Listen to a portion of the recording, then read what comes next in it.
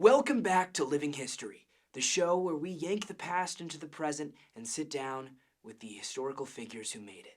I'm Casey Simpson, your host, and wow, last week was something else. We had Hank Williams Sr. right here on this show, pouring his heart out.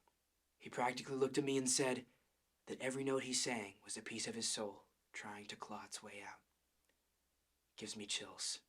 If you missed it, go watch. That's why we do this. But today, we're going bigger, way bigger. We're stepping back to the 18th century to meet a titan of history. He wrote the words that launched a nation. All men are created equal. Served as our third president and shaped ideas we're still debating today. Please welcome Thomas Jefferson. Wow, Mr. Jefferson, it's an honor. I've been reading up on you.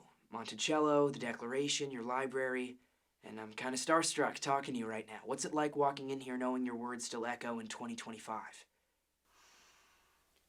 I am at your service, young man.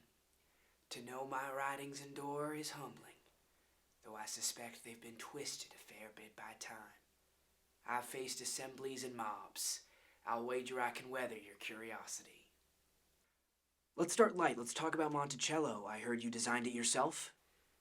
Monticello is my sanctuary, sir. My laboratory of the mind. I built it atop a hill in Virginia, a place to escape the clamor of politics and breathe the air of reason. Every brick, every window I shaped with my own hand, or at least my own quill. It was a Palladian dream, inspired by the ancients and the Italians, a temple to order and beauty. I filled it with books, gadgets, maps, tools to wrestle with the world's riddles. There, I could watch the seasons turn, tend my gardens, and ponder the republic we'd birthed. It was no mere house. It was my soul made stone. I'd sit on the portico at dusk, the Blue Ridge Mountains stretching before me, and feel the weight of liberty. Not just mine, but a nation's. Yet it was never finished, always a work in progress, much like myself. That's beautiful. I can see why people call you a genius. But we're not here just for the pretty stuff. Let's dig deeper. Things are about to get real. All right, Mr. Jefferson, let's talk about slavery. You wrote all men are created equal, but you owned people. Over 600 of them across your life, including your own kids with Sally Hemings. How do you live with that gap between your ink and your actions? I confess, sir, that slavery is a moral abomination, a cancer on the human spirit. I knew it even as I wrote those words in '76. I tried to condemn the slave trade in the Declaration, but the Southern delegates and Northern merchants struck it out. I believed, naively perhaps, that liberty's spread would kill it off, that my generation might see it fade. Yet I was ensnared by my own world. Virginia's wealth, my debts, the very air we breathed, it was all bound to that wretched system. At Monticello, I sought to soften its edges. I fed my slaves, clothed them, spared the whip more than most, but I won't dodge the truth. I held men and women in chains, some my own kin. Sally Hemings, that's a wound posterity would probe, and rightly so. I drafted schemes for emancipation, gradual, with education, but I lacked the will or the means to enact them. My library held abolitionist tracts, yet my fields held slaves. It's a contradiction I cannot defend, only explain. Judge me as you must. I've no plea but human frailty. Frailty's a tough sell when people suffered for it. Let's pivot. Your time in France. Another hard question coming up.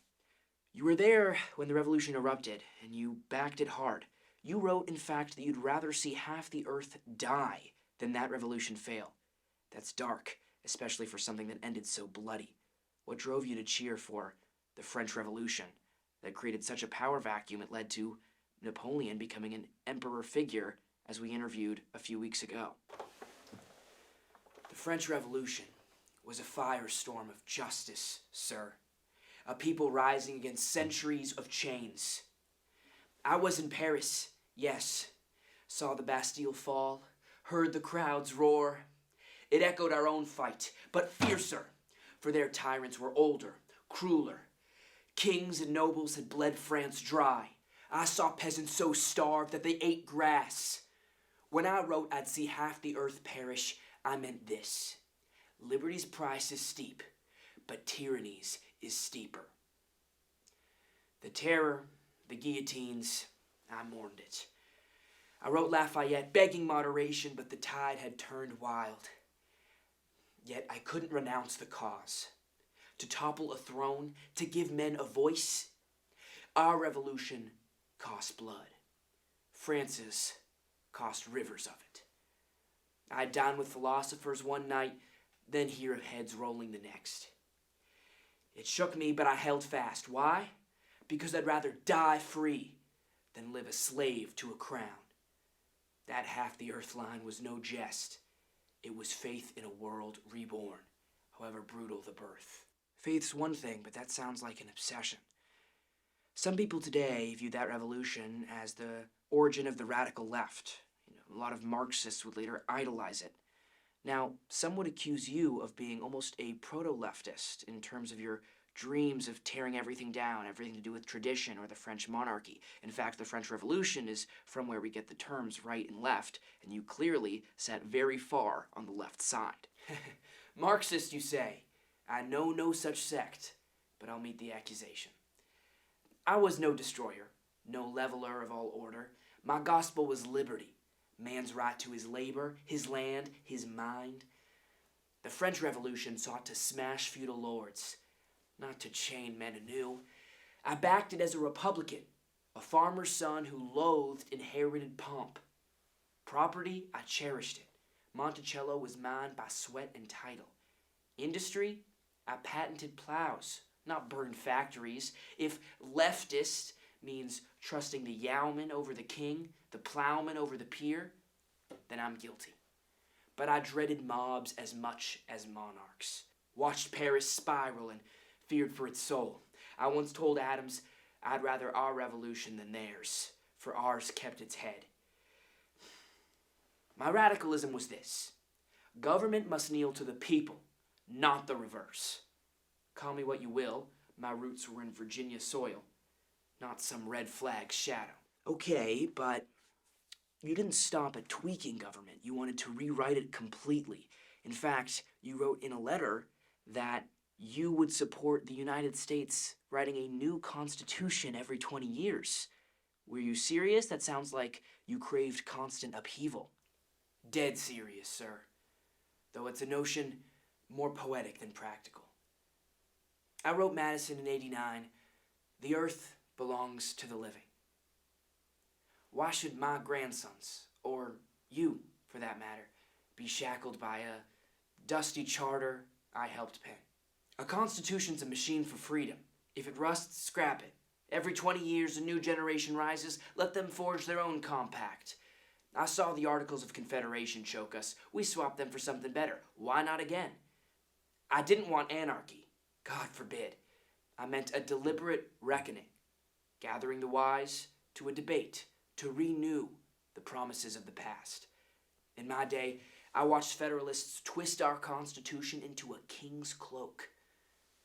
That Alexander Hamilton chief among them. Power creeps, always. At Monticello, I'd muse on it. What if Virginia's sons in 1800 had remade it? Or 1820?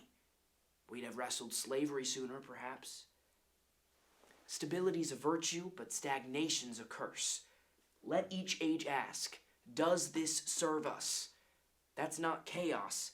That's a republic alive. That's a vision, I'll give you that, but here's a curveball. You're a man of science. You loved your fossils, your experiments. Did that shape how you saw all this? Revolutions, slavery, constitutions, like it was some grand experiment? Precisely, sir. The world's a vast laboratory, and I was its eager student. Fossils, those mammoth bones I dug up, taught me nature shifts, adapts. So should we. At Monticello, I'd graft peach trees, test plows, chart the stars. It was all trial and proof. Slavery, I studied it, wrote on its evils, but failed the experiment of ending it. The French Revolution, a hypothesis, is in liberty, bloody but bold. Constitutions, machines to be tinkered with, not worshipped. I once sent Lewis and Clark west with sextants and hope. Exploration's my blood. I'd lie awake pondering, if man can map a continent, why not his laws? Science demands courage. Cut what fails, keep what works. My flaw was hesitating when the knife was needed most. That reminds me of how John D. Rockefeller, when he standardized everything, and the Standard Oil Company, he brought that into his realms of medicine and education, not always with the best results. Man, that's a lot. You're a very fascinating mix of dreamer and doer, but one last thing. If you could see America today, which you can right now, 2025, messy, divided, still arguing over your words and legacy, what would you say to us? I'd say this: you're still here, and that's a marvel. When we struck that spark in '76, I feared it'd gutter out. Yet your cities gleam, your voices clash, but your republic endures. Messy? Good. Silence is death. Divided? Better than chained. My words? Use them. Twist them, discard them, just keep the fire lit. I'd warn you, though. Beware of power's creep. Kings wear new masks now, and slavery's ghost, has it truly fled, or just changed shape? I failed there. Don't you do the same. Keep questioning, as you do here on this show, Casey. I'd have welcomed this reckoning in my day. Above all, hold fast to reason and liberty. They're fragile as glass. And now I'm dust, but you're the living. Make it yours. Mr. Jefferson, you've given me, us, a ton to wrestle with. Genius, hypocrite, visionary, sinner. I don't know where to land, and maybe that's the point. Thanks for stepping into 2025 and facing a little heat with us. The honor's mine. May your age judge me with the rigor I sought and the mercy I scarce deserve. That's Thomas Jefferson, folks. I started this awestruck, got kind of mad halfway through, and now I'm just thinking. What about you? What did Mr. Jefferson leave you with? Hope to see you next week, where another giant from the past will step up and join us and talk about their life and legacy. Thank you all for watching. I hope you enjoyed. This episode was made possible thanks to our patrons, Lilian, Rosas, Sastrè, Bob Pflugfelder, Guy Van Natta, Matt Gillespie, and Eric. Thank you so much. If you'd like to be part of what we're doing, the link is in the description.